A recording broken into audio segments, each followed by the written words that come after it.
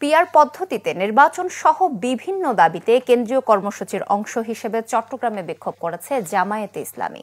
বিকেলে নগরীর আন্দরকিল্লা মোড়ে সমাবেশে দলটির নেতারা বলেন, দেশের বেশিরভাগ মানুষ পিআর পদ্ধতিতে নির্বাচন চায়। এটা নিয়ে টালবাহানা চলবে না।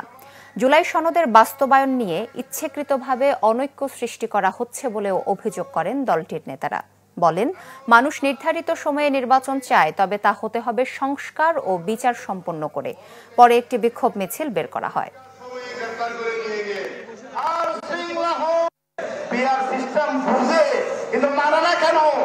কারণ নমিনেশন বাণিজ্য বন্ধ হয়ে যাবে, কালো টাকার ব্যবহার বন্ধ হয়ে যাবে, দেশি শক্তির ব্যবহার বন্ধ হয়ে যাবে।